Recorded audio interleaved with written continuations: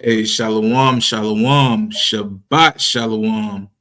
Hey, we are back once again with the Sabbath sense. First and foremost, we would like to give all praise, glory, and honor to Yahweh, Bahasham, Hamashiach, Yahawashi.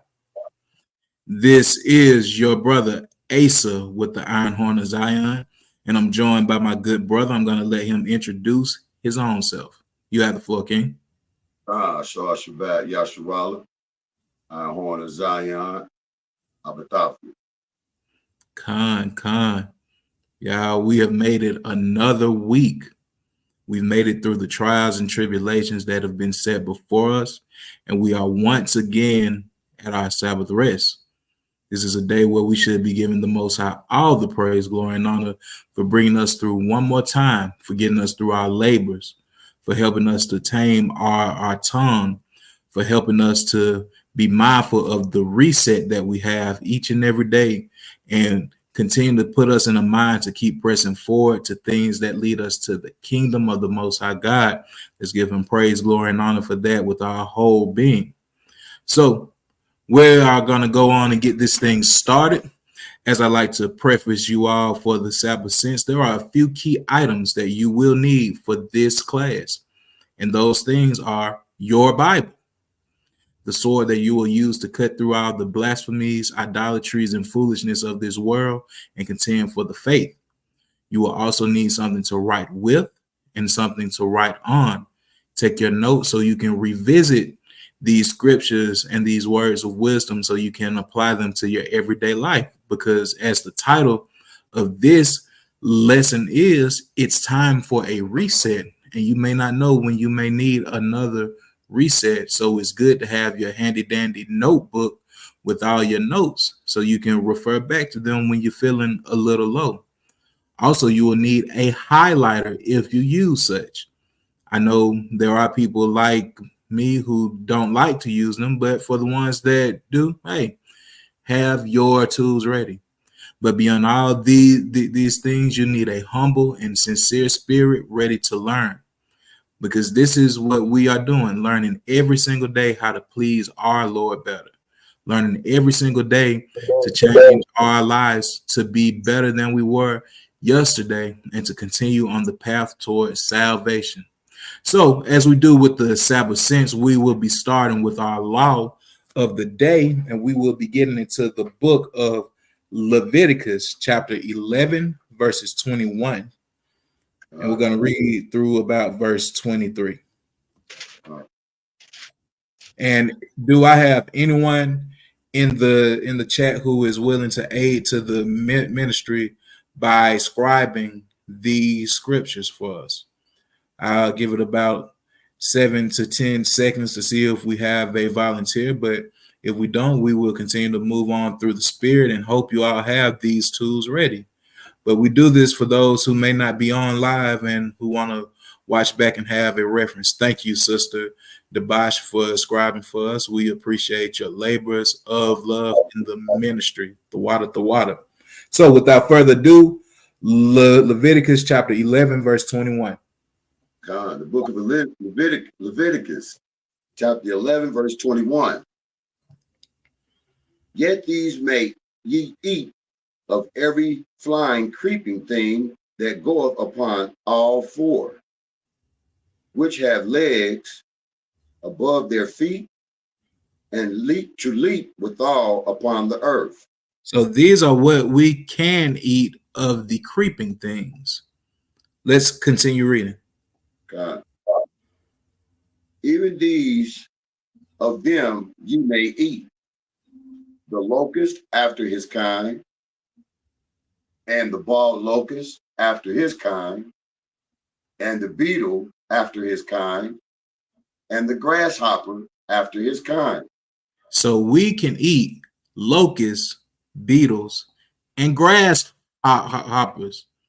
So this puts you in a brand new area of protein that goes beyond your chicken, your beef, your lamb, your deer, your clean fish. This is giving you something else that you may venture into if you choose so. Now, I know that there are people that are like, bugs? You can eat bugs? Yes, you can eat certain bugs. And I know there are people who are out here thinking, I would never eat a locust. I never eat a beetle, a grasshopper. Hey, but you never know. Times may get hard. You may be in that wilderness, and that's the only thing that you have. So don't turn your nose up, because there may be a moment where you got to put your nose down in the earth and try to catch you a few of them things. So if you have access to these clean bugs, you might want to try one of these days. See what it tastes like. See if you like it fried. See if you like it boiled. See if you like it grilled, sauteed, beat down to a patty, and put in the skillet. Hey, you know. But yeah, this is our law of the day. You can eat the locust, the beetle, and the grasshopper. Interesting, because I know that there may be some people that did not know that. So if you don't know, now you know. Hey, and the sister said that they say everything tastes like chicken. I knew Shalakia. I knew about the locust and the beetle, but I didn't know about the grasshopper. Mm-hmm. And this is why we go into the law, because you may be trapped out on your last doggone breath, and the only thing passing by you is a bug, and you could let your last source of energy just hop on by, because you don't know. This is why it is important to read the law. Hey, you already know how you black Hebrew Israelites do. You got to put that hot sauce on them.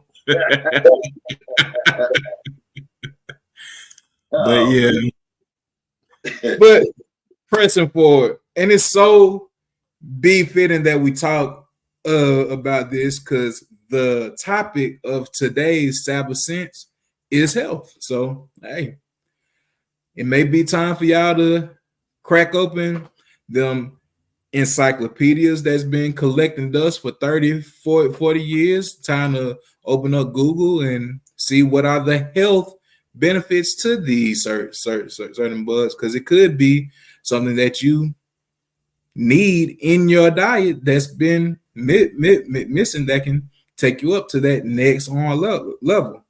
But I digress. We will be moving on forward to our song. Conky. What was the name of the brother that one of our forefathers that was Most High put him out there on the island and that's all he had to eat? It wasn't John, was it? They had to eat that locust. That was John the Baptist. Yeah. Let me see if I can find that on reference real quick. Just a second. Let's see. Yeah, brother John was out there eating them locusts, boy, like they were spare ribs. I mean, lamb chop. Lamb chop, Shalakia on the spare ribs, but lamb chop, he got there eating them like lamb chops, man. All right. Let's go to the book of Matthew 3, and let's get verse 4. Book of Matthew chapter 3, verse 4. And the same John had his remnant of camel's hair and a leathern girdle about his loins. And leather. His meat, Shalakia. Leather. So it was about his loins.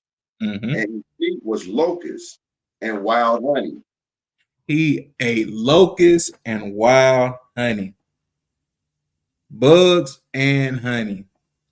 Now I have heard people say that, oh, this is in on reference to a locust tree, but I haven't necessarily seen that. To me, that is locusts, the actual bug. Uh, So he ate locusts and honey. All mm. right. So let's move on forward to our psalm of the day, because as we do with the Sabbath, since we love to give the Most High all his praise, glory, and honor, and his just due. And these psalms are songs, so these should be things that are constantly playing in our heads every day as we go about our way. So we'll be going to the book of Psalms, chapter 43 and verse 5.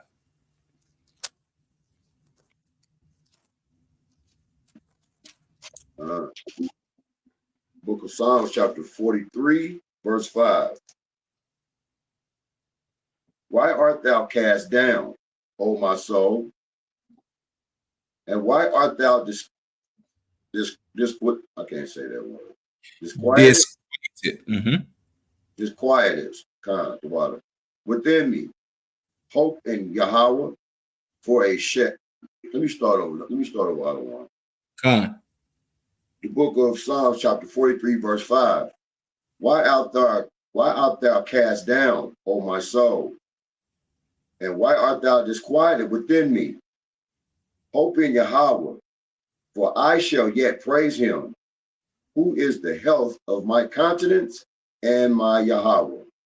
So beyond all your pills, beyond all your supplements, beyond all your fruits, vegetables, meats, bread, and anything that you may consume that you feel aids to your health, the Most High God is your health beyond everything, because without him you would surely die. Without him you would be spiritually dead to this very day. So you should be thanking him each and every day for giving you life, for strengthening your bones, giving you the activity of your limbs. You are supposed to give him praise for everything. He is the reason why you can stand. He is the reason why your heart pumps blood to your body every single day. He is the reason why you see, why you smell, why you experience touch. The reason why you can move your toes and your fingers. So there shouldn't a day go by where you don't give him praise, where you don't honor him with your whole being, because he is the one that lets you use it. So we give him thanks for everything. He is our God and none else. All right. So now we will be moving forward to our Paleo Hebrew word of the day. And today's word is none other than kawak, which means strength. And we see our Paleo Hebrew characters, the ka, the wa, ka, and those conjugate to form the wach sound. Kawak, kawak. It is the quality or state of being strong. And our Strong's Concordance reference is H3581. Once again, our Paleo Hebrew word of the day of the week is kawach, and it means strength. So, as we dive into our lesson for the day, as you see what the title says, we will be talking about health. As I spoke about last week, it's time for a reset. It's time to get your spirit back in order. It's time to get your body back in order. It's time to get your mind back in order. It's time to get all the things where you lack stronger. It's time to improve. It's time to reset. And health seems to be one of those things that we put on the back burner.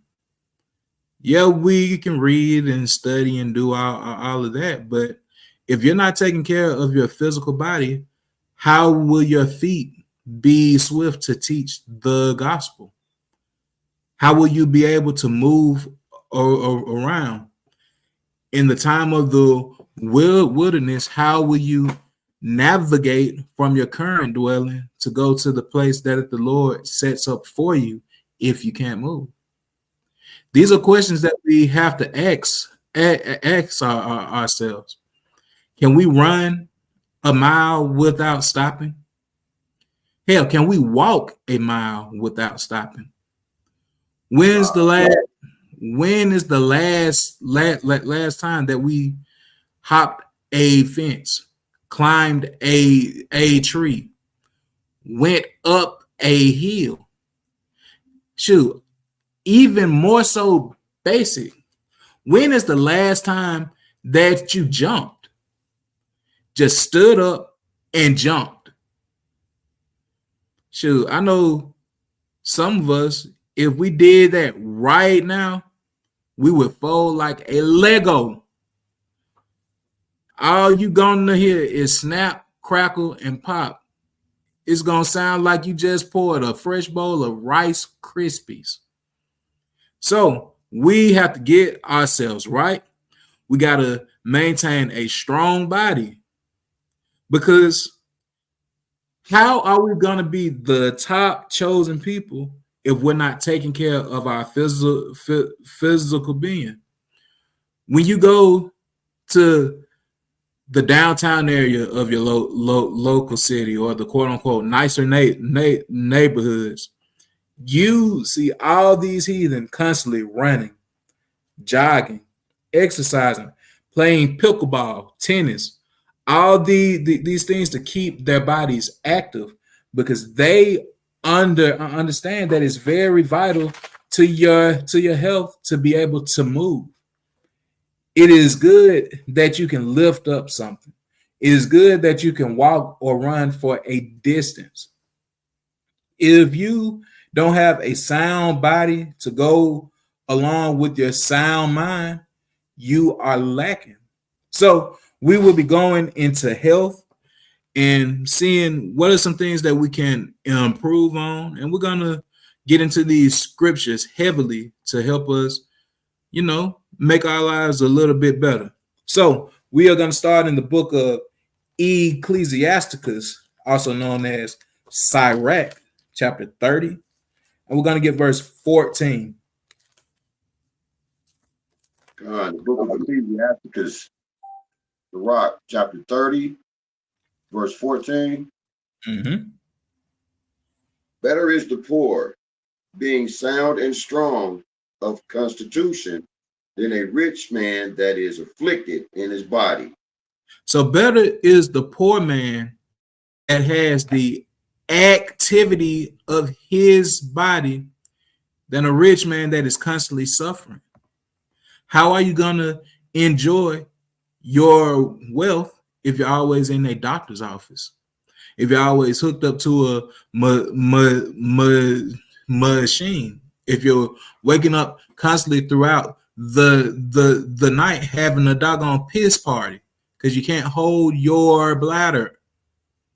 How are you gonna enjoy anything if you can't even have health to go along with it? Next verse. Health and good estate of body are above all gold, and a strong body above infinite wealth. A strong body is so much better than having gold, riches, money, a big house, a fancy car. Nothing compares to being able to move and to thrive in the world without having anything. Because these riches come, these riches go. Mm-hmm. But when you separate all the carnal things, you are just left with the man. And if that man can't do anything, what is the point of him being alive? Next verse. Verse 16. There is no riches above a sound body, and no joy above the joy of the heart. So things are starting to get repetitive. There is nothing above a strong body. There is no amount of doggone money that can compare to being able to do the basic of the basic things. Walk, see, hear, squat, jump, reach, stretch. All of these things mean way more than you having a 72-inch TV. They mean way more than you having 50 gold chains. Because you just gonna be a cripple with some gold on. I bet you anyone, that is rich and is afflicted in their body, they would rather be able to do the basic things than to just say, oh, I got a little money stashed off. Having your health is very, very vital. So the question comes, how do we get better health? Because let's be honest, we can always do better. Even if we can lift 300-400 pounds, even if we can run 1 mile, even if we don't get tired when we climb steps, we can always do better. So this isn't just geared toward the person who is suffering from asthma, gout, knee problems, arthritis, so on and so forth. This is a message to us all. So how do we get better health? Let's go to the book of 1 Corinthians chapter 14 and verse 40.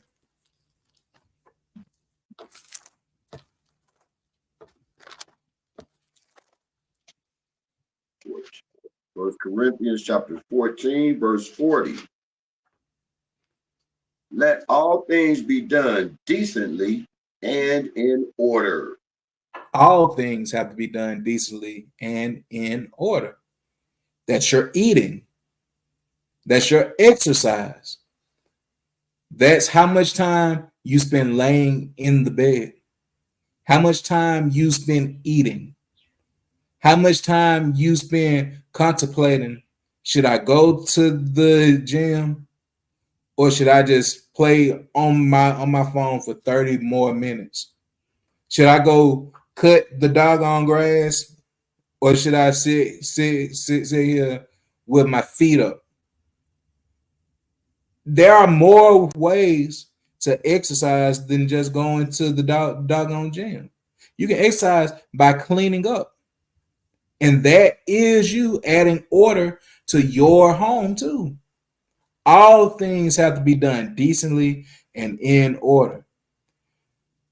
It is very, very weird for you to be able to say, "Oh, I know all these scriptures. I know all these breakdowns. I got all this wisdom, knowledge, and understanding." But you have yet to understand that you got to get your health right. All things have to be done decently and in order. Not just the order of the congregation, not just you reading every single day. All means all. So your health is a big part of that. All right, let's move back to the book of Ecclesiasticus, also known as Sirach, and we're going to go to chapter 31, and let's get verse 12. The book of Ecclesiasticus, Sirach, chapter 31, verse 12. If thou sit at a bountiful table, be not greedy upon it, and say not, there is much meat on it. So if you come to a bountiful table and you see a lot of food laid out, it ain't time to start doing this now. You're getting your hands ready. You warming them up because you know that stainless steel fork and that knife cold. You don't want any distractions for you to dig on in. It ain't time to make your eyes big. It's not time for that. You are supposed to have things decent and in order. Read that one more time, Mark. God. If thou sit at a bountiful table, be not greedy upon it, and say not, there is much meat on it. So don't be greedy. Don't be greedy. This is simple. But the problem is, most of us live in the United States of America. There are buffets everywhere, supersized meals, large fry, large drink, fried, doggone fried, fried upon fried. They make fried ice cream now. Like, we have too much access to BS. And I can honestly say that I have partaken in the BS. It's something about going to Five Guys and knowing that they're going to give you a full bag of fries. You ain't gonna never run out. Never. It's something when you know that you're starting to get full and you keep on eating because it's good. We got to put the fork down. And as I say this to y'all, I say it to my own self. This is open rebuke to all of us. Because we can get greedy. We can put a little bit too much butter in the doggone eggs. We can add a little too much salt to our rice. Shoot, I like wings. I don't got to get a 10-piece every single time. I don't got to get a 15-piece every single time. I don't have to get the Cajun Ranch fries every single time. But the flesh gonna doggone run you through it. Yeah. Because your flesh is gonna crave everything that is bad for it. Every single thing. Now, I'm not saying that you just gotta live on doggone lettuce, celery, and water sandwiches. No. Because the most I laid it out plain what we can and what we can't eat. But all things that are lawful may not be expedient. So there may be a time where you gotta separate from eating meat for a while. It is very lawful to eat French fries, but do you really need all that grease? It's lawful to eat fried chicken, cheese, pizza, chocolate, ice cream, but it may not be expedient to have it every single day. So we have access to grocery stores, Sam's, Costco, Restaurant Depot, HEB, all of these stores that have a huge bounty. Anything that you want is right there. But we got to learn to say no. Maybe we need to go back to the mind of our forefathers and our foremothers that grew their crops, that tended to their animals. They weren't able to run to the doggone neighborhood Walmart. They had to live off of what they had. They had to trade, and they had to go to the open market where everything is fresh. Maybe we need to get back to cooking, preparing our own food, not just buying something from the store because it's convenient, and actually take out our time to weigh out our food, be in control of the sodium and the fat and everything that we eat, so we can have a better grasp on our health. Now, let's move forward to verse 14. Stretch not thy hand whithersoever it looketh, and thrust it not with him into the dish. So don't be putting your hand upon every food item. Like the brother of the deck said, you got to stay away from Golden Corral. You be up there with 500 folks touching that same dirty spoon, that same dirty scooper, getting our food. You don't know who then went in the bathroom, then dropped the load and ain't washed not one hand. Guess what? You are eating a doo-doo sandwich now. You can't be reaching your doggone hand where everybody hand been there. And mind you, I had grew up on Golden Corral, Ryan's, and all these on my places. I'm not saying that you just gotta avoid restaurants as a whole, but we can ease up on it. We can cook more. You don't want to stretch your doggone hand where everybody else is, and it is an embarrassing thing to be reaching out for a doggone bowl or a dish, and you playing high five with the next on a person, because both of y'all are reaching. Both of y'all want to doggone eat, man. And I want to show you something else here. This is also a very parabolic thing, because we are commanded to be the top people. We are commanded to be the healthiest people.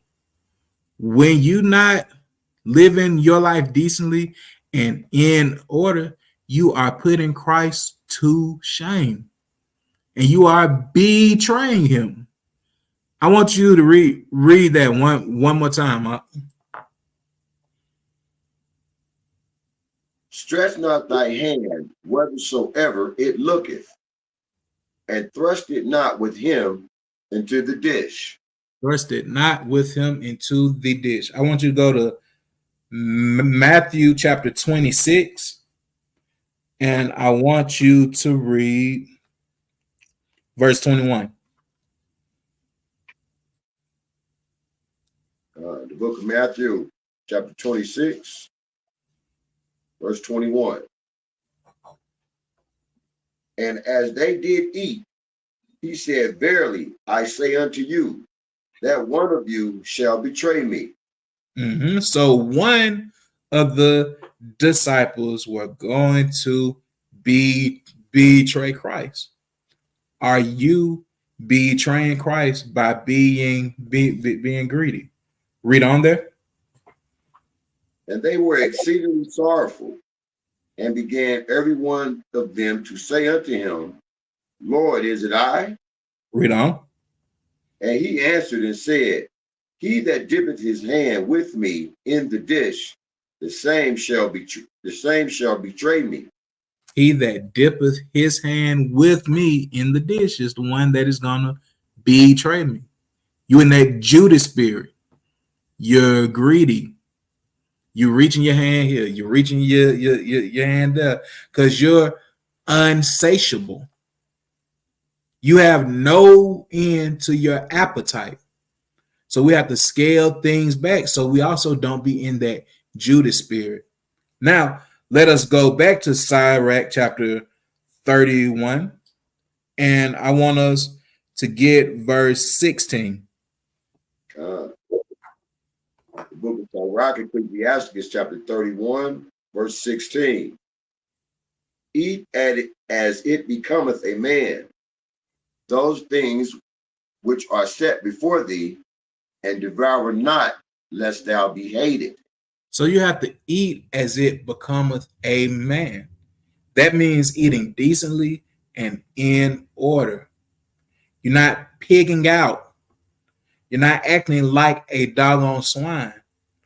And look, we all know how much food that it takes to satisfy us. What we don't know is how much food it takes to make us full. You never want to be full. Just be satisfied. Now, let us move forward to the book of Exodus, chapter 16, and let's grab verse 1.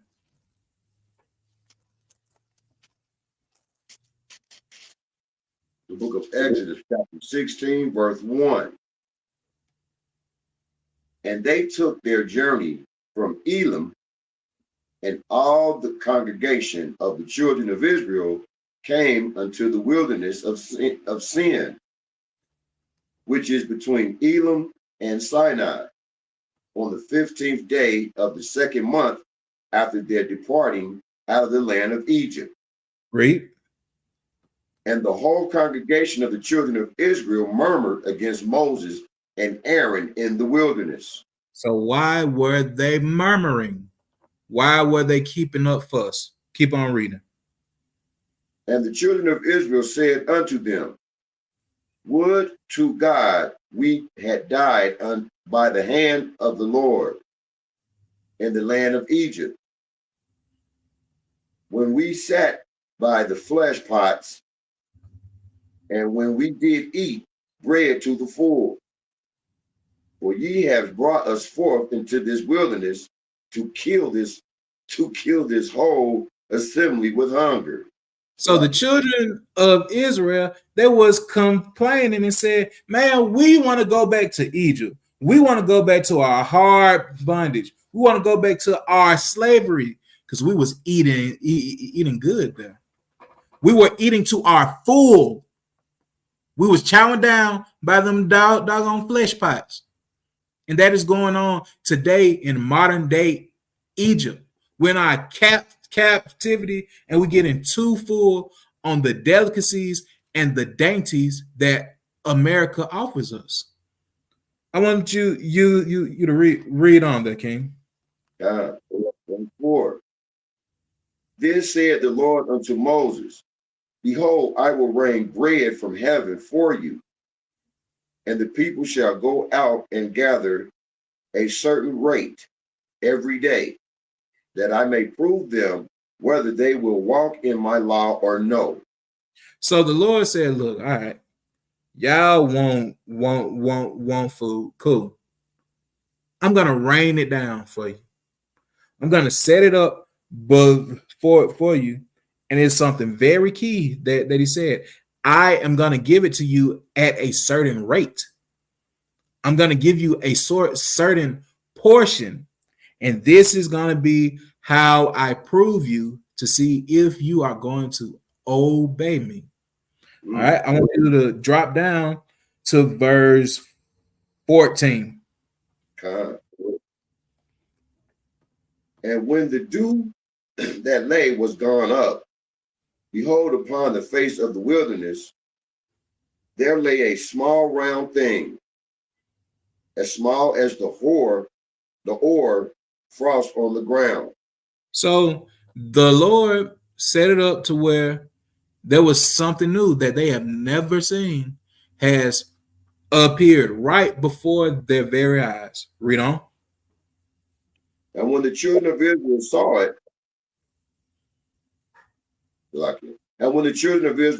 it, they said one to another, it is manna, for they wist not what it was. And Moses said unto them, this is the bread which the Lord hath given to you. Eat. So they didn't know what it was, so they called it manna. The Lord gave them angels food and rained it down and put it right before for them. And Moses said, hey, this is what you have. Read on there. This is the thing which the Lord hath commanded. Gather of it every man according to his eating, an omer for every man, according to the number of your persons. Take ye every man for them which are in his tents.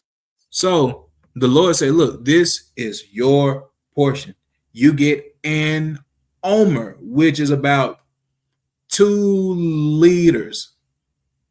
He is giving you a just portion. He is telling you, look, this is how much that you should take care. Read on there. And the children of Israel did so, and gathered some more, some less. So some of them gathered more, some of them gathered less. Read on. And when they did meet it with an omer, he that gathered much had nothing over, and he that gathered little had no lack. They gathered every man according to his eating. So they had gathered a just portion depending on the person. All right. Read on there. And Moses said, let no man leave of it till the morning. So eat it up. Don't try to save it. Just eat it and keep on moving. See, we have always had that to-go plate spirit. We always had that styrofoam box spirit. We always had that foil spirit. We always had that Ziploc bag spirit. Read on the King. All right, hold on. All right. I'm tripping out the to-go spirit, man. Okay. Verse 19. And Moses said, let no man leave it till morning. Verse 20. Notwithstanding, they hearkened not unto Moses, but some of them left of it until the morning. And it bred worms and stank, and Moses was wroth with them. And some of them was trying to save it up, store it up, because they didn't trust in the Lord that he would give him their portion every single day. And they got worms and they stank. And a common thing that the typical American has now is bacteria in their gut that looks like worms. And most of y'all stink. Water and soap isn't curing that stank because it's coming from inside. You got to stop stinking. And you stop that by listening to the Lord and knowing that he is going to provide your just needs. Now, let's move to the book of Matthew chapter 6. It's a classic here. Let's go to Matthew 6. And I want to start. Let's start at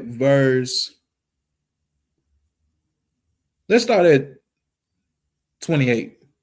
The book of Matthew, chapter 6, verse 28. And why take ye thought for remnant? Consider the lilies of the field, how they grow. They toil not, neither do they spin. Mm-hmm. And yet I say unto you that even Solomon in all his glory was not arrayed like one of these. So why are you worried about the clothes that you wear? Look at the lilies that grow in the field. They don't got no job. They're not going to J.C. Penney. They're not going to Foot Locker. All they do is grow. They take in the living water. They let the sun shine upon them and they grow. And they are more beautiful than the whole kingdom that Solomon had. Because they followed the order of the Most High God. Read on there. Verse 30.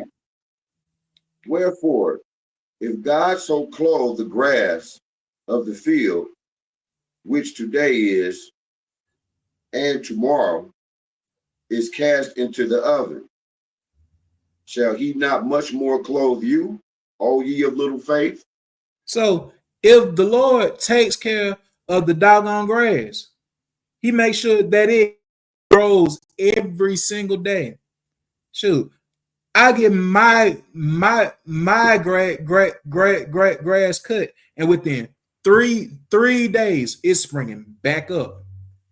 If the Lord takes care of the grass that is being cut down week after week after week to make sure that it continues to grow, Don't you think that he is going to take care of his chosen people? So stop worrying about, oh, let me gather up this, let me gather up that, because the Lord is going to take care of you if you listen to him. Read on the Verse 31. Therefore, take no thought, saying, what shall we eat? Or what shall we drink? Or wherewithal shall we be clothed? So don't be worrying about these carnal things, food, drink, clothing. Why are you worrying about the doggone flesh pots?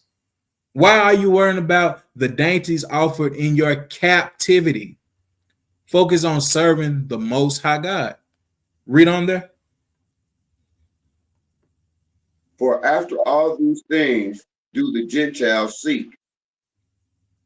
For your heavenly Father knoweth that ye have need of all these things.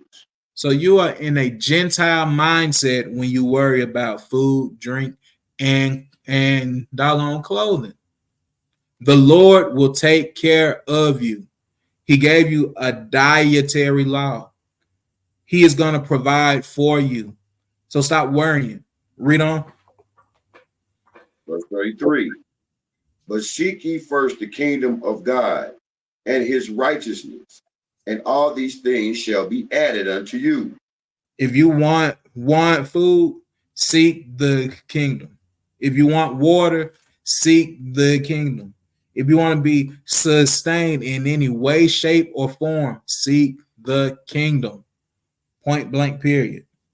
Now, let us go back to Sirach 31, and I want you to read verse 16 one more time. The book of Sirach, Ecclesiasticus chapter 31, verse 16. Eat as it becometh a man, those things which are set before thee, and devour not, lest thou be hated. Lest you be hated. Let's move to the book of Proverbs, chapter 23, and verse 20.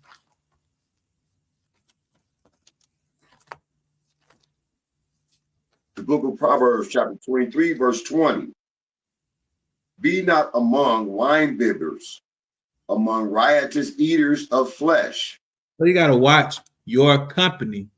If the same people that you are around are gluttonous, greedy, can't control what they eat, y'all on a buffet tour, y'all are hitting the Golden Corral this week, Ryan's next week, Quincy's the following week for my older crowd. Shoot, y'all going to the Chinese buffet on your lunch break. You only get a doggone hour, but you trying to get it in where you fit in, huh? And now you coming back to work with the itis. Now you can't perform. And now your livelihood is in jeopardy because you greedy. Watch your company. Watch your gut. Watch your mouth. Watch your taste buds. And get yourself right, man. All right. Let's go back to Con King. In verse 20, the word wine bibbers, is that like a person that is excessive in strong drink? Absolutely. Absolutely. But because beer, wine, liquor, and all of that can mess with your mind, one, but it can also mess with your weight. Yeah. That is why there's something called a beer belly. Because you're drinking too much beer. You got too much yeast. And we already know that the scriptures say that a little leaven leavens the whole lump. Yeah. So now you got a big old lump sitting under your chest now because you're full of yeast. So slow down on the beer, slow down on the wine. This isn't saying that you can't drink, Because the scriptures say that wine was made to make a man glad, but if it's in season and in moderation. Mm-hmm. The problem is we also live in a society now where we can get anything in any season. Shoot, our forefathers ate based off of the doggone season. And if they couldn't eat it during that season, they was making preserves. They were jarring things, canning things, preserving things so they could have it. Shoot, but now you can get a doggone pineapple, whether it's summer, winter, spring, fall. Yep. You can get anything in any season. So you have to question why, and you have to change, and you have to eat as it becometh a man. All right. Let's go back to Sirach chapter 31. Let's get verse 17. Book of Sirach, chapter 31, Ecclesiastes, verse 17. Leave off first for manners' sake, and be not unsatiable, lest thou offend. So don't be unsatiable, meaning that you can't be satisfied, that you want more, that you're greedy, that you're gluttonous, that you watching everybody in your family eating wings, and you see your 5-year-old and your 10-year-old and your wife, they not cleaning the doggone bones how you would.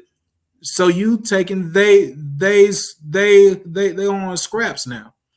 And you saying, let me show you how you are supposed to eat chicken. You're being a glutton. Slow it down. Give that to the dog. Because the dog wants some meat on the bone too. But you giving it to him dry. There ain't a piece of skin. There ain't a piece of flesh left on it. Because you done chewed the doggone cap off of the bone, broke it open, and it sucked the doggone marrow out.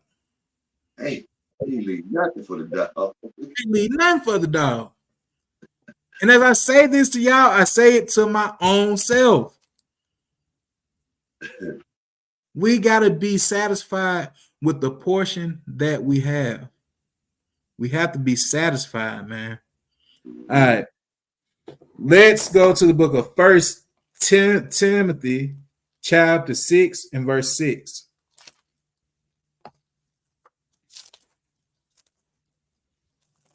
Book of 1 Timothy, chapter 6, verse 6.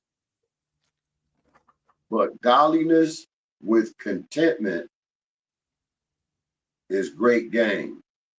Godliness with being content, being satisfied, that is great gain. You have to be satisfied. You don't have to be full every meal. You don't gotta, as I've heard, have something sweet after every meal. Mm, mm, mm, mm. That's a big problem that we have. We would sit there, have a nice meal, and say,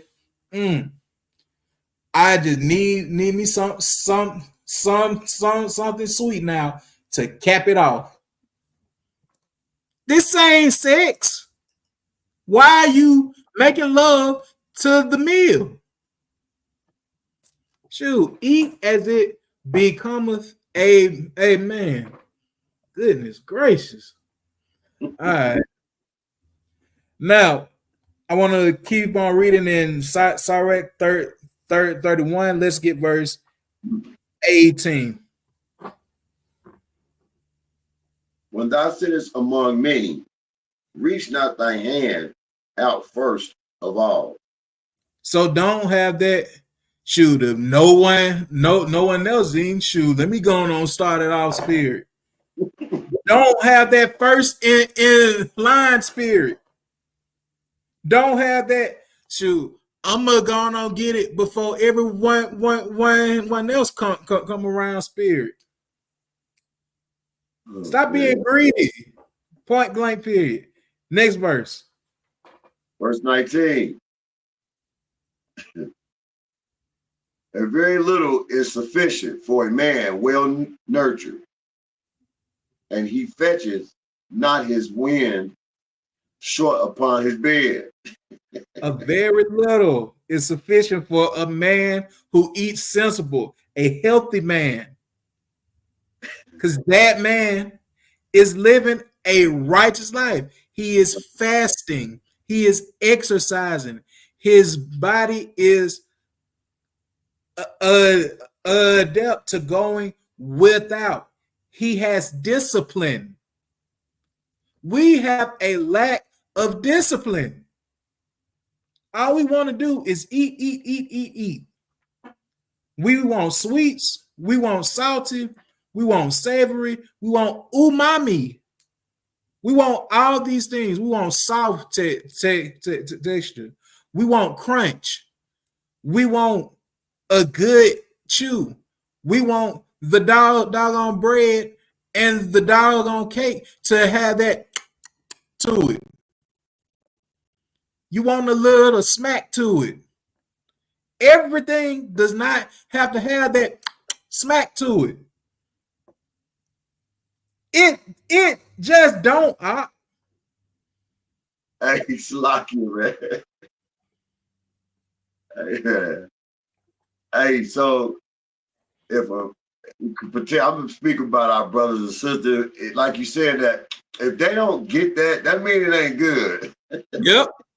Yep. Hey, facts. Everything does not have to go when you eat it. We can enjoy things that are healthier for us, that are good for us, that are giving us nutritional value. Everything does not have to have that smack texture to it. It says, a very little is sufficient for a man well nurtured, and he fetches not his wind short upon his bed. That man doesn't have acid reflux. Or gas. That man isn't waking up at 3 in the morning because his throat burns with stomach acid. That man isn't going to drop the Browns off at the Super Bowl because he ate something bad. He has control his diet. We have to be like the righteous man that isn't fetching his wind upon his bed. Go to Sirach 30 and get verse 25. The book of Sirach, Ecclesiastes chapter 30, verse 25. A cheerful and good heart will have a care of his meat and diet. A cheerful and good heart. What is the heart when we speak biblically? Your mind. But the problem is we eat so much sugar and so much junk that's just giving us a dopamine rush that we losing our doggone mind over food. All you want is to get a high from what you eat. You want to bust a from eating food. Stop being greedy. Stop being lustful and nasty. Just eat. Food should be fuel. I'm not saying that you can't enjoy what you eat, but that shouldn't be the overall goal for you eating. It should be fuel to serve the Most High God better. It should be nourishment for your body. As the prayer that y'all are probably still saying over y'all food. Lord, let this food be nourishment for my body. For Christ's sake, amen. And get to it. God is great. God is good. Let us thank him for our food. By his hands we all are fed. Thank you, Lord, our daily bread. Amen. But the problem is your daily bread, you can eat for a week off of. You are eating monthly bread in a year. Now I tell you that you are eating monthly bread in a day. Shoot, be honest. Be honest. You can eat less. You can eat better. I can eat less. I can eat better.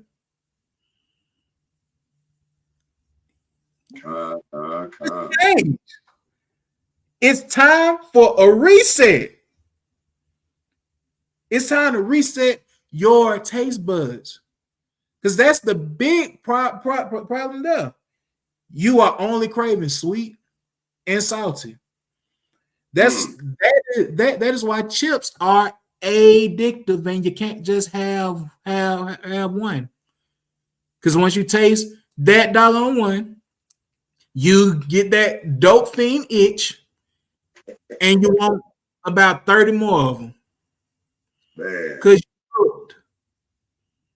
they have got you. The proof is literally in the pudding. It's time to put the doggone spoon down. All right. Let's go to Proverbs chapter 13 and verse 25. The book of Proverbs chapter 13, verse 25. The righteous eateth to the satisfying of his soul, but the belly of the wicked shall want. The righteous eateth till he is satisfied, but the wicked ain't no satisfaction. Shoot, what is that old rock song? I can't get no satisfaction. You can't get satisfied because you're wicked. You're wicked. You are a wicked glutton. Put it down. Put the fork down. Shoot. Hey, I am all for righteous fat shaming. Call your brothers, call your sisters out, but do it within love. Hey, we always say open rebuke is better than secret love. Prove it. If you see your brother or your sister going off when it comes to doggone food, check them. You don't gotta blow the scene. Man, look at this greedy nigga over here eating all the chicken. No. You can pull them to the side and be like, hey, come on now. That's your 20th wing. That's my favorite part of the chicken.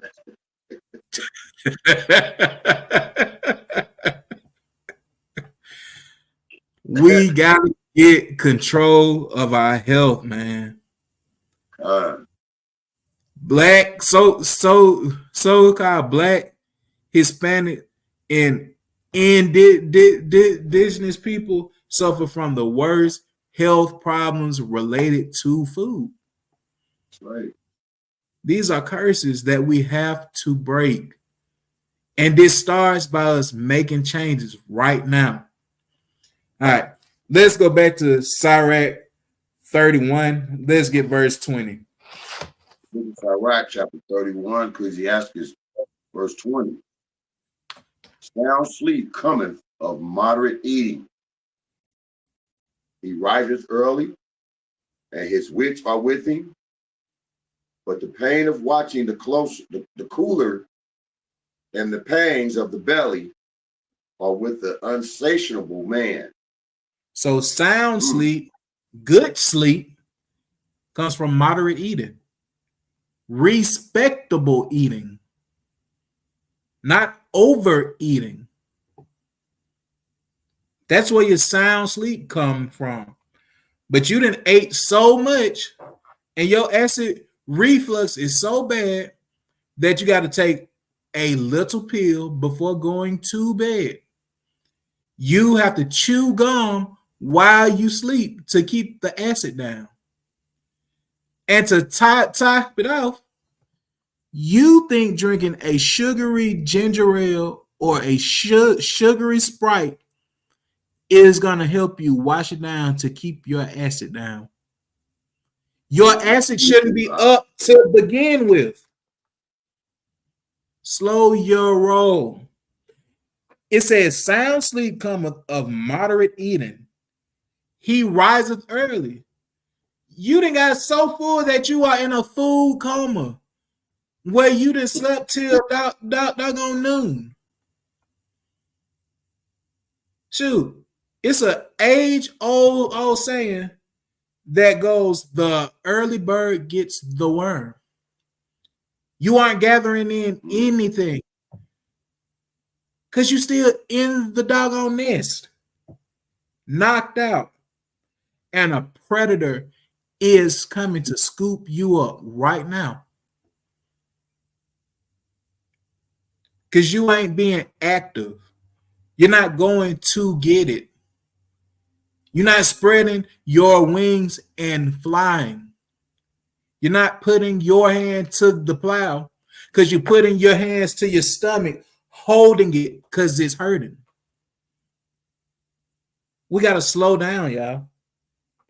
And it goes on saying, and his wits are with him. When you eat a healthier diet, you have a healthier mind. But you got brain fog now because all you eat is sugar and doggone salt and doggone fat. And it's clogging your medulla oblongata.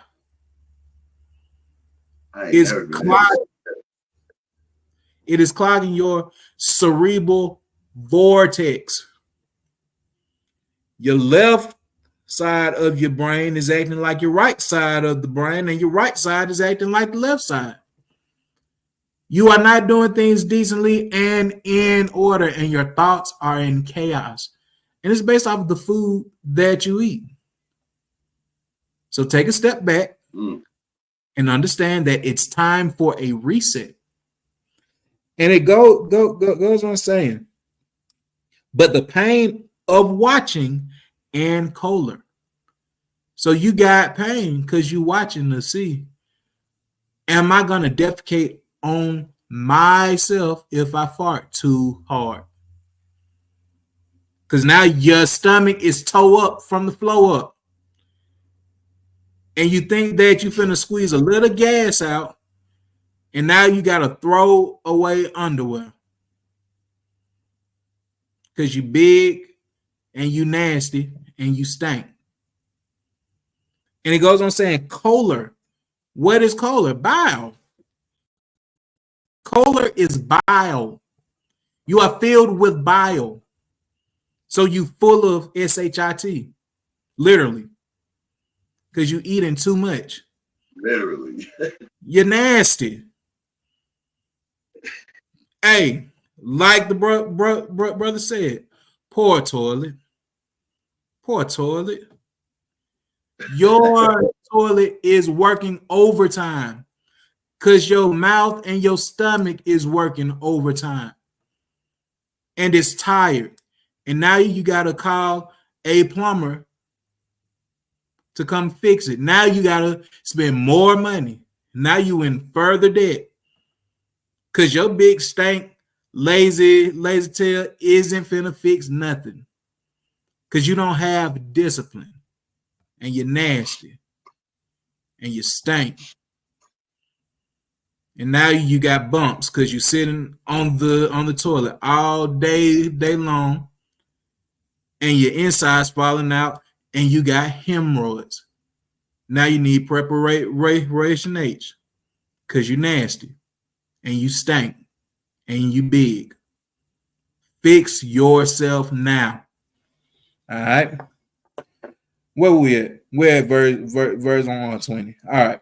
Let's go to Proverbs chapter 20, 23 and 21. Proverbs 23 and 21. Book of Proverbs, chapter 23, verse 21. For the drunkard and the glutton shall come to poverty, and drowsiness shall clothe a man with rags.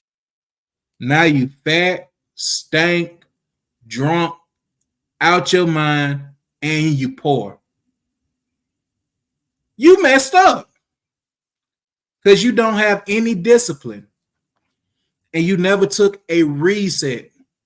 You never looked at your life and made changes for the better. Shalaki Alwan, is that why they got the 600-pound life show out right now, huh? And them some nasty folks. But guess what? Yeah. We are spiritually just like them. Because you do not have to be 600 pounds to know that you're unhealthy. You're nasty and you need to fix it. And you need to get your big stank butt in the doggone tub. Goodness. All right. Let's go back to Sirach chapter 31 and let's get verse 23. The book of Sirach, Ecclesiastes chapter 31, verse 23. Whoso is liberal of his meat, men shall speak well of him. And the report of his good housekeeping will be believed. So when you eat less, when you eat properly, people will speak well of you. And it goes on further to say people will think that you have a clean home, that you take care of not only your physical house, but your spiritual house too. Your good housekeeping will be noted. Discipline goes far beyond reading every single day. Discipline is how you take care of yourself. How is anyone going to trust you to teach them anything if you look like a slob? If you look gross? That's the pork chop. Exactly. Appearance still matters. And we know that there is no respect of a person saying, oh, this brother got muscles and he's strong and he's stand up upright. He got to be the mightiest teacher. No, absolutely not. But you got to take care of yourself. Because ain't nobody going to want to listen to no fat, greasy, stank Negro. I'm just being real. How am I going to trust you to tell me anything to fix my life if I look and I see yours is in shambles? If you built like a spoonful of mashed potatoes, it's not going to work. We have to fix ourselves. We have to get in shape. We have to do better. And I will say this over and over. As I speak this to y'all, I speak it to my own self. We have to get right. We have to call out our own selves, stand in that mirror, and be comfortable seeing our uncomfortabilities. We have to be comfortable seeing our insecurities and fix ourselves so we do not have them anymore. Hey, facts. Nobody should be walking around. Facts. You should be able to look down and see your feet. A lot of folks can't. A lot of folks can't. We got to get ourselves back right. It says that the person who is liberal of what they eat, people will speak well of them, and that good housekeeping will be believed. Because you will know somebody by their fruits. If I see someone constantly striving to be better, I am seeing that they have good fruits. I'm seeing that they're following the Most High. I see that they are living in the law that they teach, and they're not a hypocrite. Let's move forward to the book of Second Esdras, chapter 9 and verse 31. Second Esdras 9 and 31. Book of Second Esdras, chapter 9, verse 31. For behold, I sow my law in you, and it shall bring fruit in you, and ye shall be honored in it forever. Because the law is going to bring forth fruit. The law is going to bring forth fruit in you. Because you now have wisdom embedded in you, as we spoke on last week. The law is your wisdom. You know that things have to be in just weights and just balances. You know things have to be done decently and in order. You know that you have to eat as it becometh a man. You know that you have to keep the dietary law. And that's going to show forth. People are going to admire your discipline. People are going to admire you maintain the house that the Most High God gave you. We have to do better. Let's go back to Sirach 31. And let's get verse 24. The book of Sirach, Ecclesiastes, chapter 31, verse 24. But against him that is a niggard of his meat, the whole city shall murmur, and the testimonies of his niggardness shall not be doubted of. Is your niggardness showing? Do people just see you as being niggardly, being greedy, being stubborn, being a hungry hippo, being a niggard? Yep, is there in the Bible. You're being a niggard. So stop being so niggardly and change. It's time for a reset. And I'm not saying that is easy. You got to sweat. You got to get your heart rate pumping. You got to eat things that you may not want, but it's going to be helpful.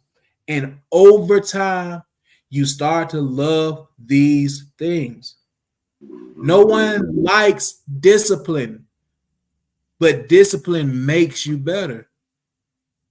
And as you start to live in that discipline more, you start to love it because you grow up and you realize that it is needed. Let's go to Sirach chapter 7 and verse 15.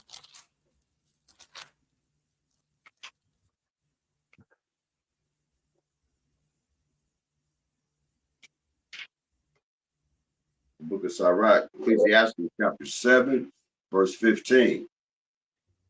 Hate not laborious work, neither husbandry, which the Most High hath ordained. Don't hate hard work. Don't hate it. What is the of you hating something? Loving it. You must love hard work. The righteous man and the righteous woman loves hard work. They love overcoming obstacles. They love being thrown in that furnace of adversity and coming out as pure gold. But the problem is you want everything easy because you're lazy. You don't want to walk anywhere. All you want to do is sit down and lay down. You might as well be a whore because that's what whores do. They sit and they lay. When are you going to get up? When are you going to move? When are you going to take action? Let's go to the book of Sirach, chapter 18 and verse 30.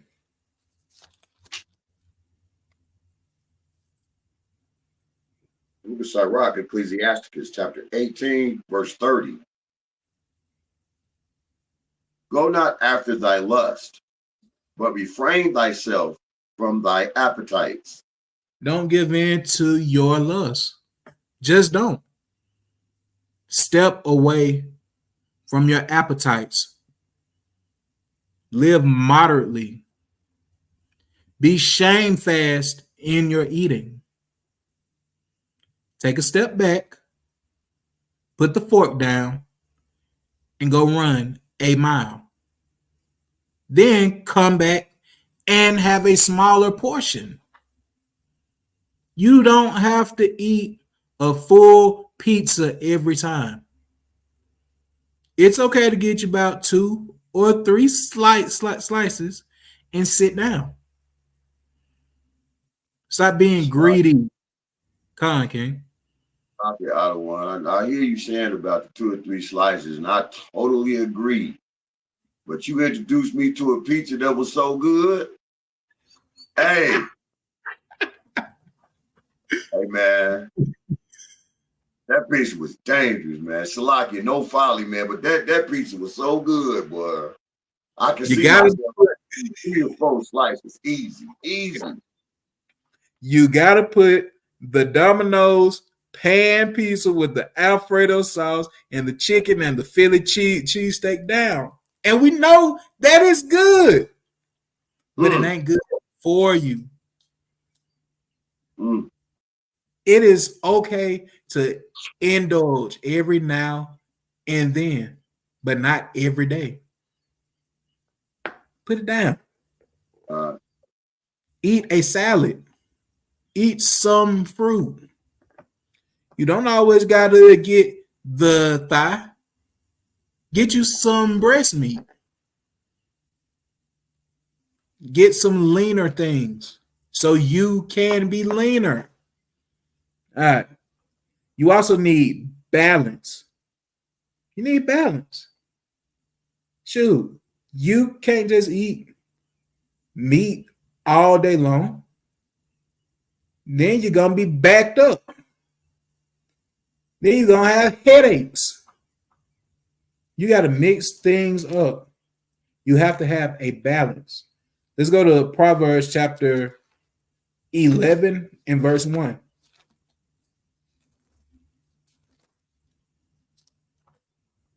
The book of Proverbs chapter 11, verse 1. A false balance is abomination to the Lord, but a just weight is his delight. The Lord likes just weights. Do things balanced and even. That means you don't overeat. That means you don't undereat. That means you eat in a way that is appropriate for you. Point blank, period. And you have to use your resources to your advantage. Let's say that you can't go out to the gym every single day. You know how to do push-ups. You know how to do sit-ups. You know how to do jumping jacks. Jump rope's cheap. You got a yard full of rocks. You can plant a garden. You can walk around your house. There's a free park down the street. You have YouTube videos, as the sister said here. You can do home workouts that don't require weights. You can learn to cook on YouTube.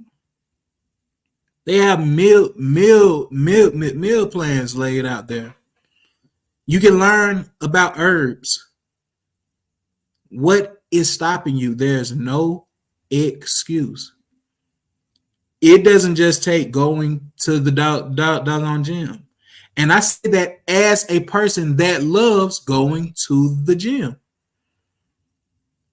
You can always do something. You can stand up and walk in place while you watch TV. You can stretch every single day. Cleaning up is physical activity. But your house is nasty and you don't care because you're big and you're lazy and you stink and you need to get in the tub. Shoot, that can be exercise if you big enough. Take a bath. And take a real bath. Get in between them toes. Squat down. Pick that leg up. Lift that arm. Circular motion. It's like you, man. My bad. It's all good, King. I mean, this is funny, but it's true. That's true.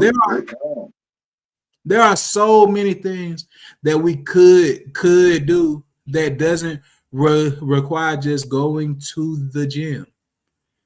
Shoot. Let's move on forward to the book of Sirach, chapter 25, and let's get verse 1. The book of Sirach, chapter 20, Ecclesiasticus, chapter 25, verse 1. In 3 things I was beautified and stood up beautiful, both before God and men. The unity of brethren, the love of the neighbors, a man and a wife that agree together. So you have brothers.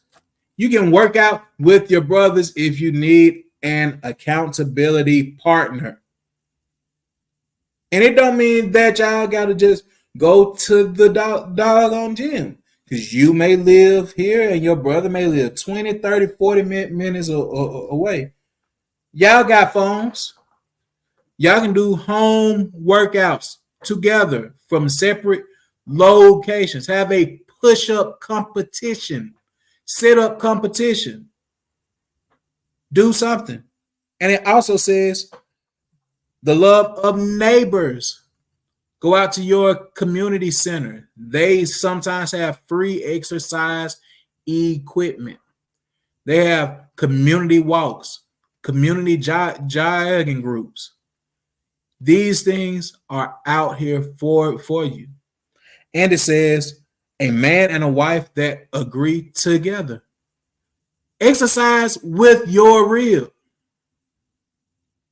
You want to be stronger. She wants to drop a few pounds. Lift each other up. Admonish one another to get in shape. Cook healthier meals. Ask her to cook you healthier meals. You don't got to always ask for the doggone Salisbury steak. You don't got to always ask for the fried chicken. The chicken Alfredo, macaroni. You can ask for healthier things. You can learn to cook. Hell, if you have children, use them as weights. Pick them up, press them a few times. Pick your rib up, press up. Shoot. But the problem is the men are too weak and the women are too big. So we have to get each other right. It takes a nation, but it starts in your household. Let's go to Leviticus chapter 11 and verse 1.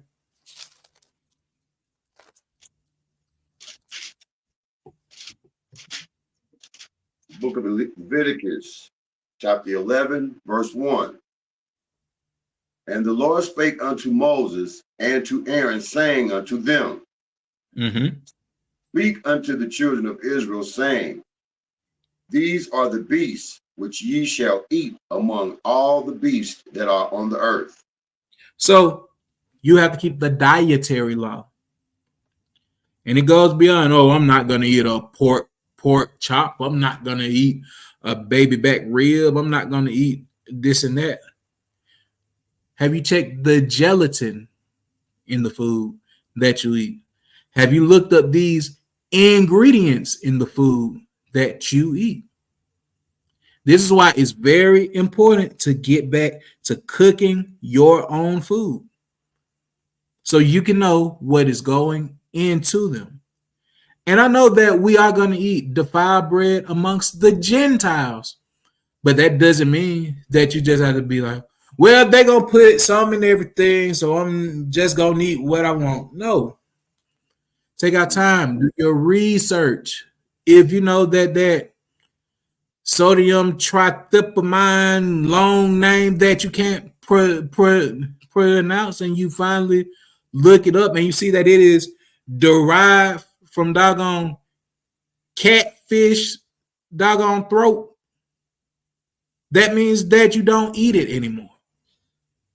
If you see that cake that you bought from the Walmart bakery uses shellac in it that comes from a doggone roach, don't eat it anymore. If you know that the vanilla extract that you bought isn't real and it comes from beaver anus, don't use it anymore.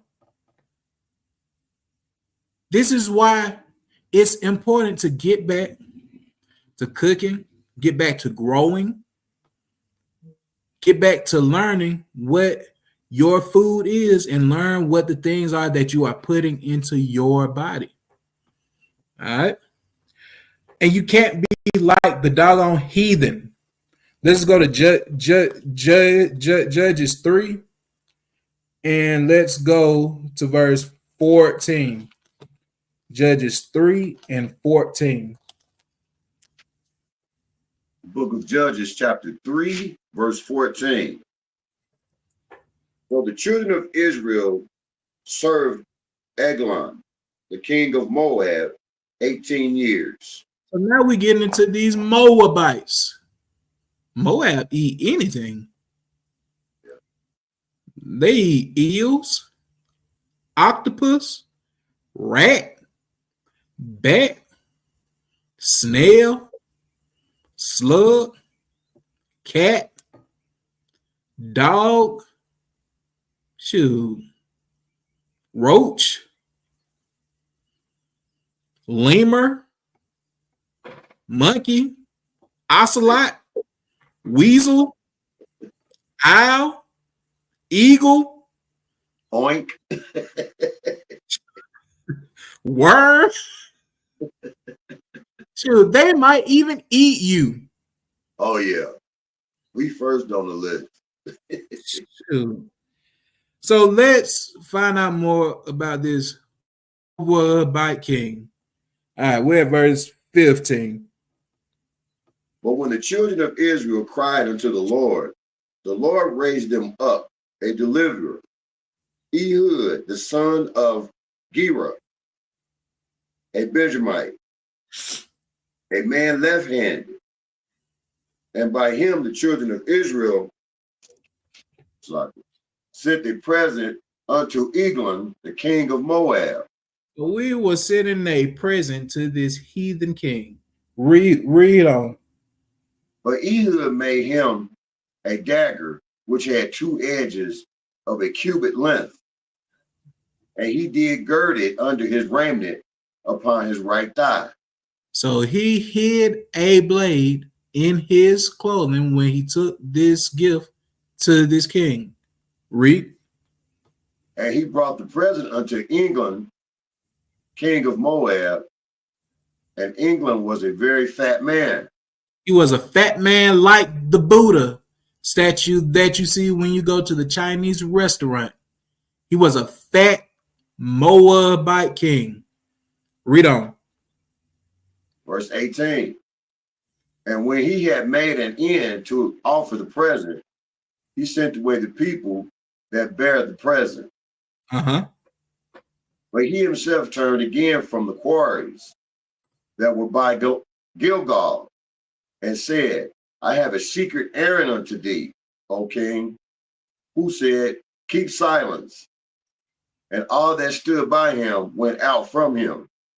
So Eglon set it up to say, look, king, I got a private message for you. So the king said, oh, okay, cool. Everyone else leave us here. Read on. Verse 20. And Ehud came unto him, and he was sitting in a summer parlor, which he had for himself, which he had for himself alone. And Ehud said, I have a message from God unto thee. And he rose out of his seat. So let's see what the message that he had for him. Read on. And Ehud pulled forth his left hand and took the dagger from his right thigh and thrust it into his belly. He stabbed this fool in his stomach. Read. Verse 22. And the haft also went in after the blade, and the fat closed upon the blade, so that he could not draw the dagger out of his belly. And the dirt came out.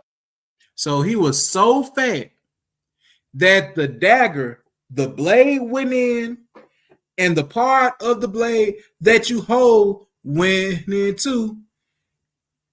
And I'm sure that he had juked it, and he was like, shoot, let me take my hand back before it get caught up in his stomach too. It was jammed so far in this heathen's fat that he couldn't even reach in to pull it out.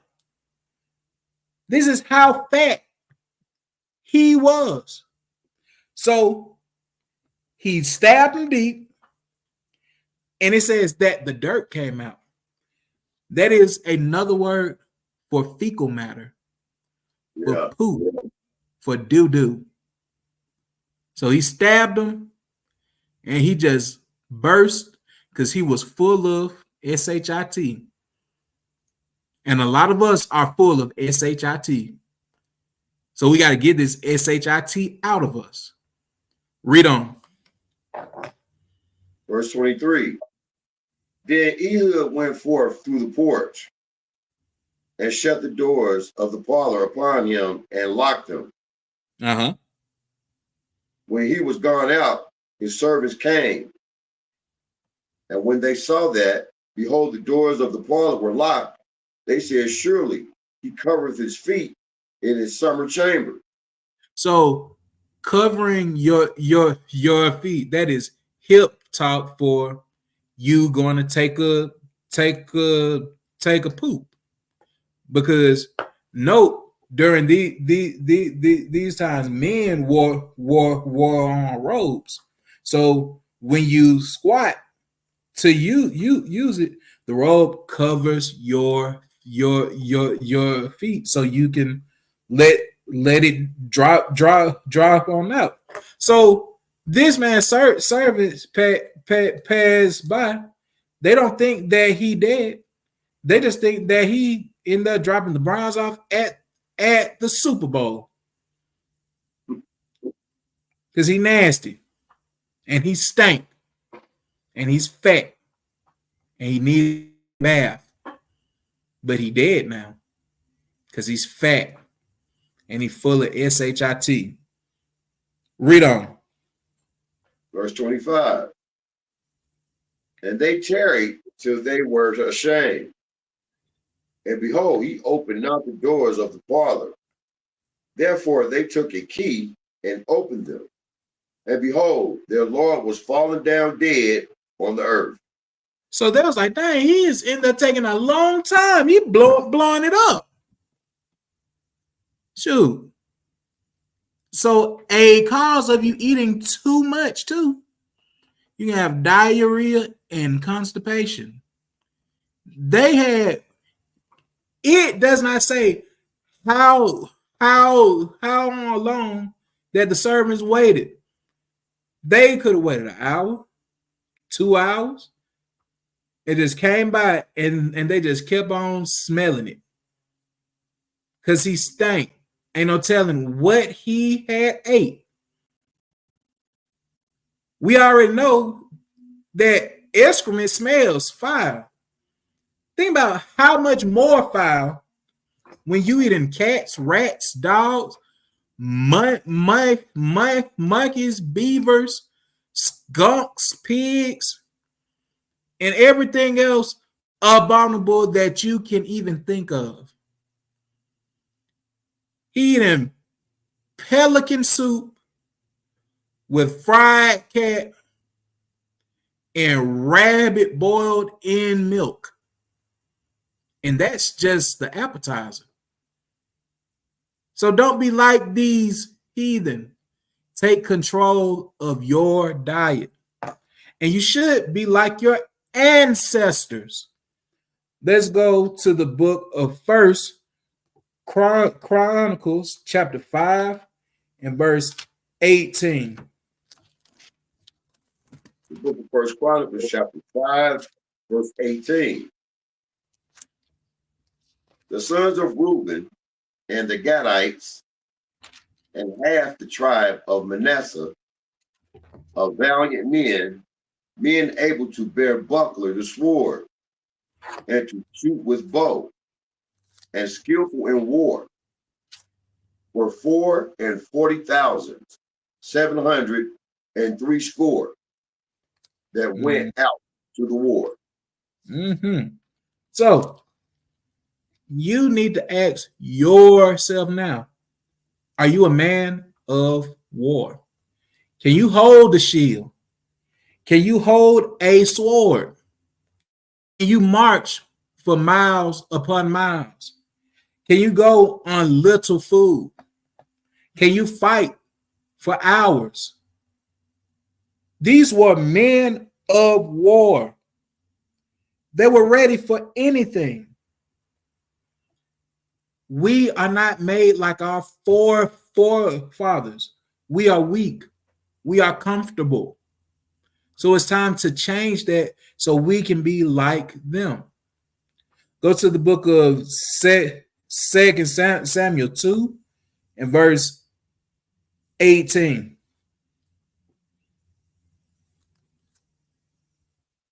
The book of 2 Samuel, chapter 2, verse 18. And there were 3 sons of Zeruiah, there Joab and Abishai,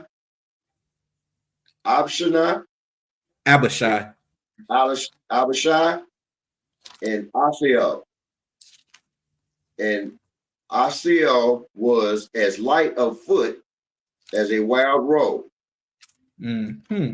So he was light on his feet. He could run fast. He was moving like a wild roe. Do you know what a roe is? It's a buck, which is a deer. Have you ever seen how fast a deer runs? He was light on his feet. Shoot. But we are some heavy, flat-footed folks now. We can't run. We can't jump. There is no reason why the Kenyan should be winning these endurance races. There's no reason. When we come from a rich, strong heritage, a rich bloodline that was strong, mighty warriors, fast, swift on on their feet, quick on the literal sword. But we can't even run a mile. We can't run half a mile. We can't run a quarter mile. We can't even run till we count to 100. We can't run till we count to 50. When the last time that some of us sprinted? When the last time some of us jogged? When's the last time some of us walked at a brisk pace? You got to get your health right, like your righteous forefathers. Let's go to Judges chapter 16, and let's get verse 1. Book of Judges, chapter 16, verse 1. Then went Samson to Gaza, and saw there an harlot, and went in unto her. Read on. And it was told the Gazites, saying, Samson is come hither. And they compassed him in, and lay wait for him all night in the gate of the city, and were quiet all the night, saying, in the morning, when it is day, we shall kill him. So they were plotting to kill Samson. Read on. And Samson lay till midnight, and arose at midnight, and took the doors of the gate of the city, and the two posts, and went away with them, bar and all, and put them upon his shoulders, and carried them up to the top of an hill that is before Hebron. Do y'all hear this? Samson was so strong that he took the gates to a city, bars and all, posts and everything. This ain't like your doggone front door. This ain't like the door in the background of Abadiah's screen. These are city gates, big structures, and this is ancient time. So it ain't no telling if it's made of actual trees, brass, steel, metal. These are gates to a city, so they are meant to be a defense. These are heavy doors. Samson lift them up. Shoot. But y'all can't even lift 20 pounds. You can't get 135 pounds off your chest.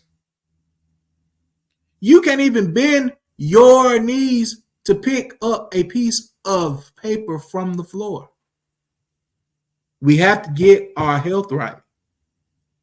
It's time for a reset. Go to First Maccabees 3, and let's get verse 1. The book of First Maccabees, chapter 3, verse 1. Then his son Judah, called Maccabeus, rose up in his stead. And all his brethren helped him. And so did all they that held his father. And they fought with cheerfulness the battle of Israel. Are you able to fight cheerfully the battle of Israel? Or are you fighting and just scared? To be able to fight cheerfully, you have to be strong. You have to be able-bodied. You have to be ready for any and everything. Read on there.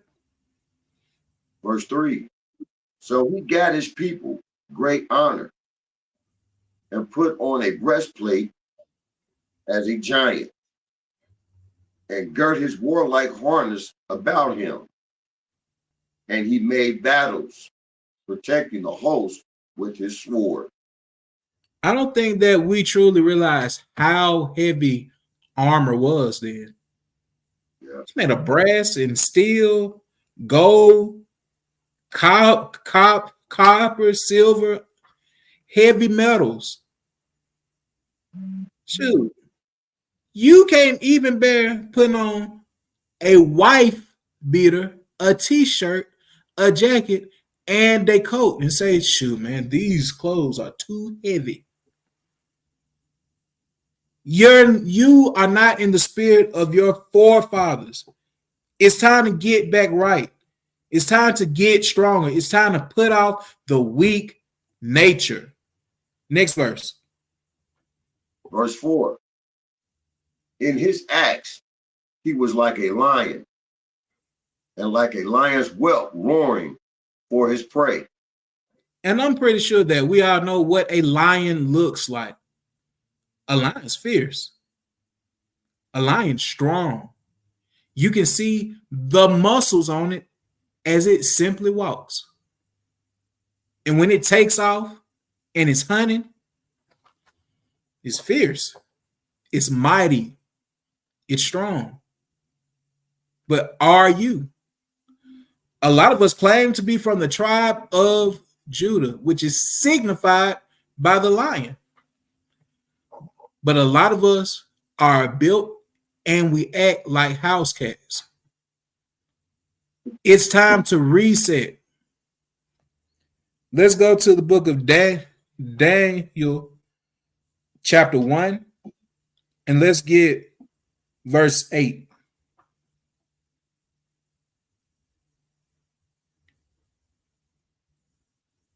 Just had Slocky. The book of Daniel, chapter 1, verse 8. Slocky. But Daniel purposed in his heart that he would not defile himself with the portion of the king's meat, nor with the wine which he drank. Therefore he quested of the prince of the eunuchs that he might not defile himself. So Daniel didn't want to partake. Now God had, okay. So Daniel didn't want to partake in the food given to him by his oppressors. Daniel wasn't trying to get a baconator. Daniel wasn't diving in on the quarter pounders. Daniel wasn't going in on the supersized meal because he didn't want to defile himself. Read on.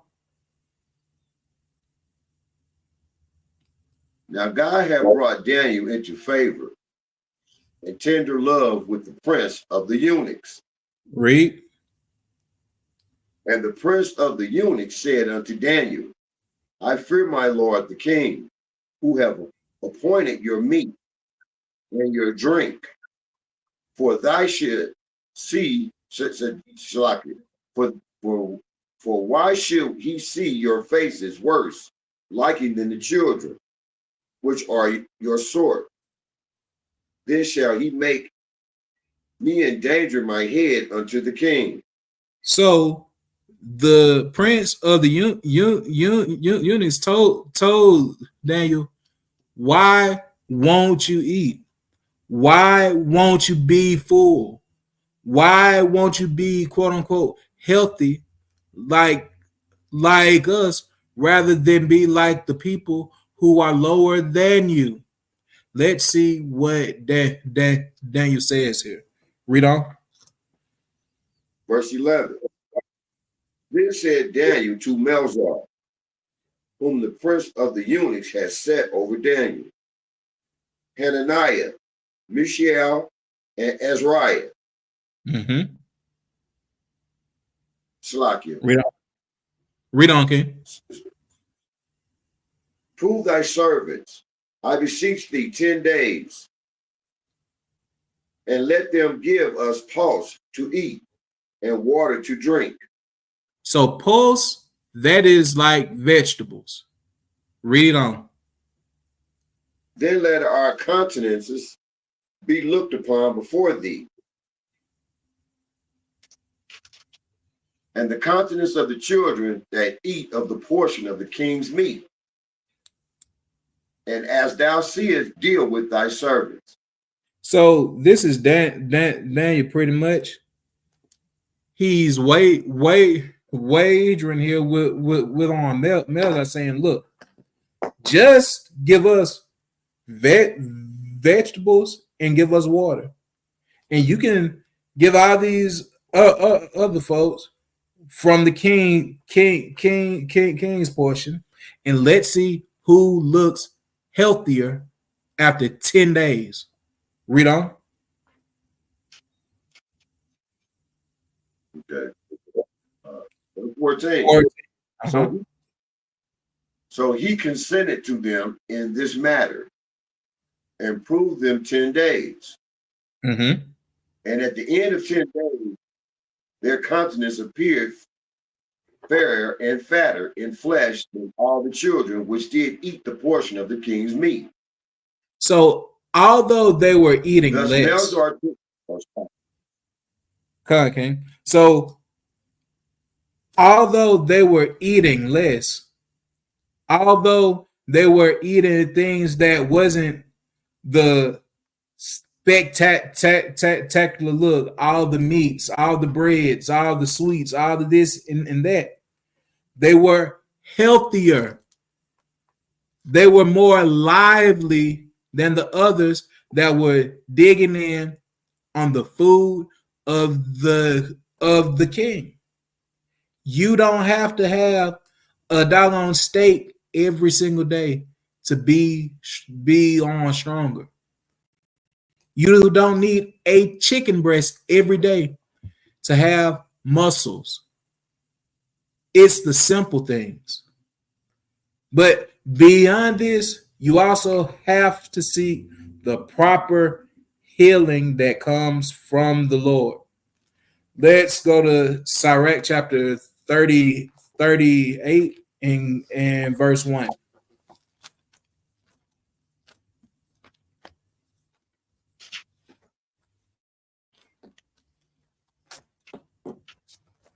Book of Sirach, Ecclesiastes, chapter 38, verse 1.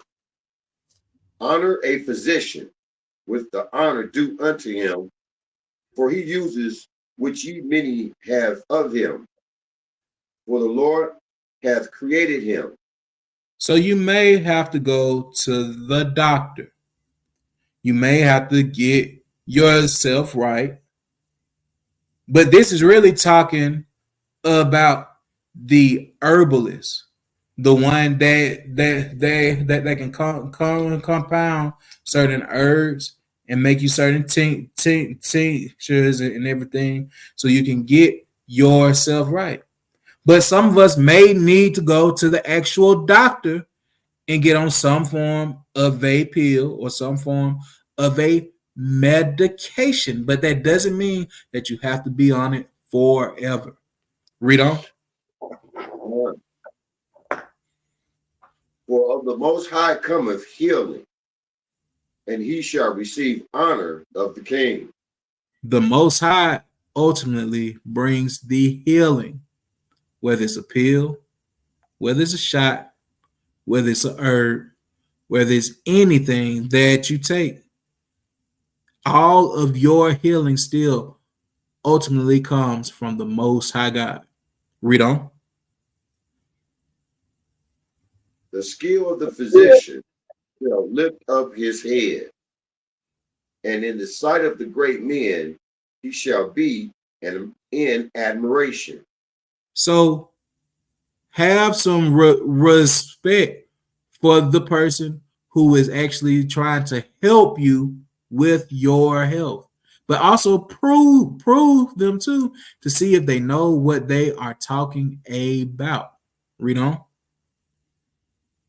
Verse 4. The Lord hath created medicines out of the earth, and he that is wise will not abhor them. The Lord created your medicines from the earth. From the earth. These are your herbs. These are your fruits, your vegetables. We are made of earth. So clearly it makes sense that things from the earth can and will heal us. All right. I want you to go to verse 7. With such doth he heal men and taketh away their pains. Because there are herbs that can help you get over your high blood pressure, help you with your gout, help you with your cancer, your inflammation, your pain, so on, so forth. Speaking specifically to the heart health, you can use hawthorn berries, and you can drink hibiscus tea. Those are really good things for your heart. Read on there. Verse 8. Of such doeth the Apothecary. Salakia, make a confection, and of his works there is no end, and from him is peace over all the earth. There are very skilled and trained herbalists that know how to blend certain herbs in a proper way that can help you. But don't do anything without any medical advice from someone that knows what they are talking about, because herbs can kill you. Too much of anything can kill you. Point blank, period. Read on. Uh, my son, in thy sickness, be not negligent, but pray unto the Lord, and he will make thee whole. This is key. Pray to the Lord so he can heal you. Remember, healing comes from the Lord overall. Read on. Leave off from sin, and order thy hands aright, and cleanse thy heart from all wickedness. You got to get the evil from out of you. It's time to reset. You get your health right by getting your spirit right. So you have to pray and you have to ask the Lord to help you lose weight, to help you put the fork down, to help you make better choices. Read on. Give a sweet savor, and it will make a fat offering as not being.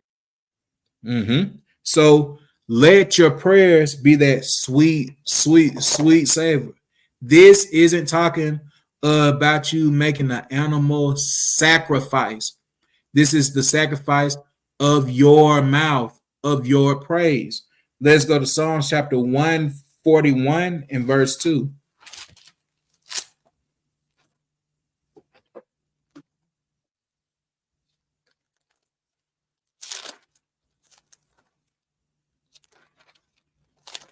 The book of Psalms, chapter 141, verse 2.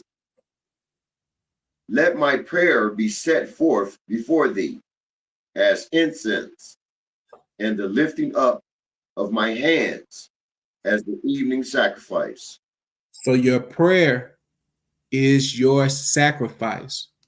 Your praise to the Lord is your sacrifice. Now let's go back to Sirach 38. You're at verse 12 now. And we are almost done, y'all. We got about The book of Sirach, scriptures left. Go on, King. The book of Sirach, Ecclesiastes chapter 38, verse 12. Then give place to the physician, for the Lord hath created him. Let him not go from thee, for thou hast need of him. So after you pray, then you seek medical help. But you have to pray first. But remember, he that turneth away his ear from the law even his prayer shall be abomination. So you got to be serving God to even pray to him. So get your spirit right so you can get your body right, so you can get your overall health right. Read on. There is a time when in their hands there is good success. Mm-hmm. For they shall also pray unto the Lord that he would prosper that which they give for ease and remedy to prolong life. This is why it's very vital for us who know better to start learning about these herbs, to start learning about health, to start learning how the body works so that we can help our brothers and our sisters and help our own selves too. There is no reason why we shouldn't know how to make any form of a remedy for the health problems that we have. There is too much information out there now. Shoot, I can even briefly slide you.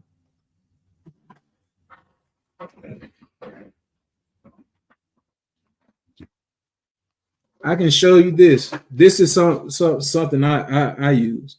The Encyclopedia of Herbal Medicine. You can pick this up off of Amazon, and it's gonna tell you about all these herbs, all these fruits, and what they do, and how they can help you. And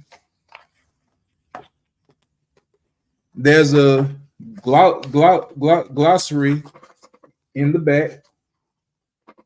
And if you want to look up things, they have it alphabetized for you, and you can look up certain ailments too.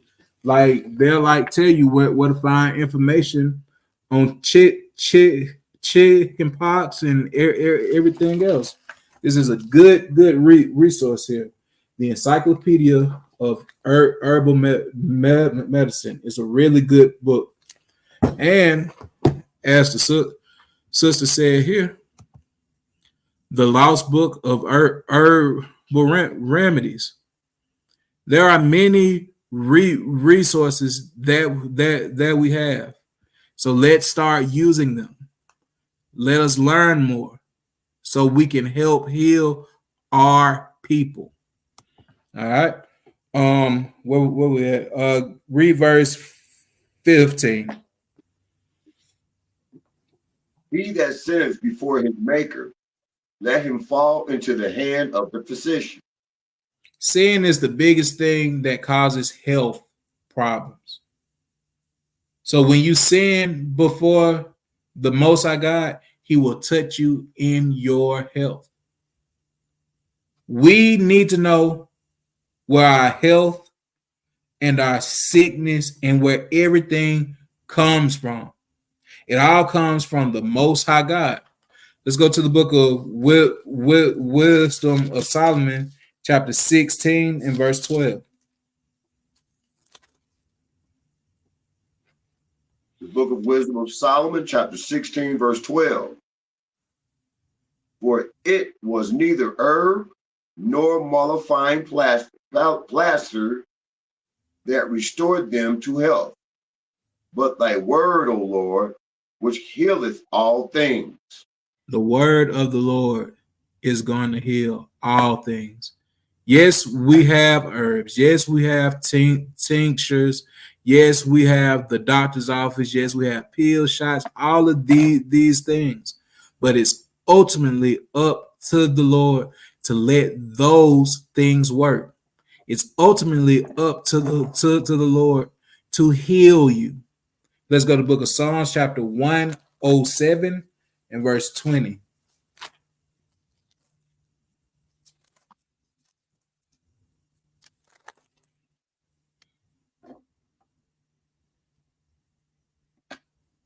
Book of Psalms, chapter 107, verse 20. Thus they changed their glory into the 107. similitude of an ox. that eateth grass. Salakia. I Slakia, think that you know, 106. yeah. The book of Psalms, chapter 107, verse 20. Slakia, Israel. He sent his word and healed them and delivered them from their destructions. And we also know that the word is Christ. So he sent Hamashiach Yahawashi to heal us. So now we just have to keep consulting with our primary care physician, which is Yahawashi. I want you to jump up to verse 17. The book of Psalms, chapter 107, verse 17. Fools, because of their transgression and because of their iniquities, are afflicted. What did we just read back in Sirach? He that sinneth before his maker, let him fall into the hands of the physician. So you will be touched if you are living within sin. Let's go to Exodus chapter 15 and verse 26. Exodus 15 and 26. The book of Exodus, chapter 15, verse 6. Thy right 26. hand, O Lord, 26, Shalakia.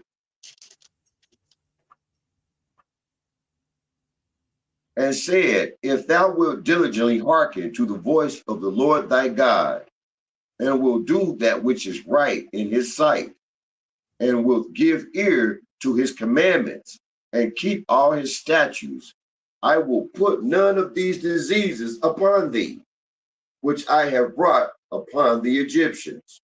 For I am the Lord that healeth thee. So if we keep the commandments, we will not face any form of disease. We will not face any crisis, and the Lord will stay his hand from us when it comes to all the diseases of the land, whether it's COVID, whether it's flu, whether it's gout, whether it's diabetes, high blood pressure, so on and so forth. If you trust in the Lord with all your heart and lean not to your own understanding, he will provide for you. He will protect you, and he will give you peace. Let's close out with the book of Numbers, chapter 6. Let's get verse 24.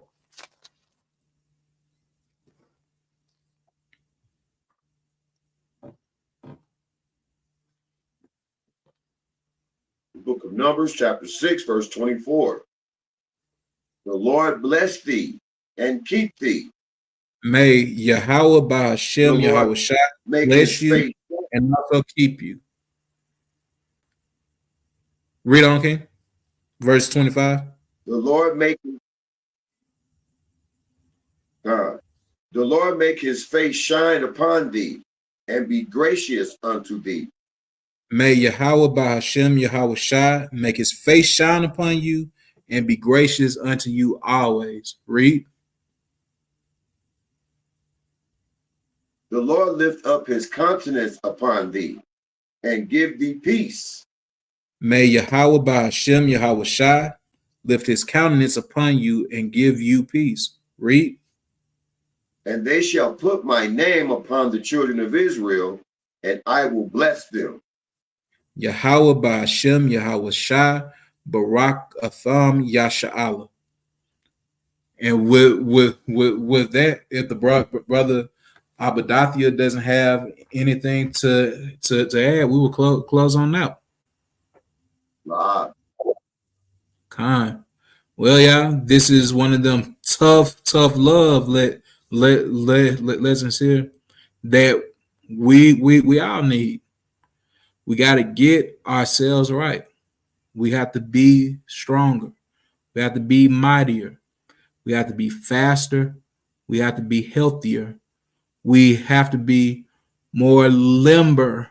We have to be flexible. We have to be able to move.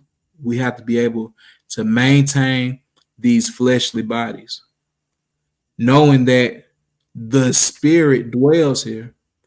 So we got to make sure that we are doing everything that we can to protect it. So let's endure. It's time to reset. It's time to get our health right. And join us next time, and we will be going into order of our homes. And if our hearts and minds are clear, we want to give all praise, glory, and honor to Yahweh, Bahasham, Hamashiach, Yahawashi. Hey, Shabbat Shalom, Israel. Shalom, Israel.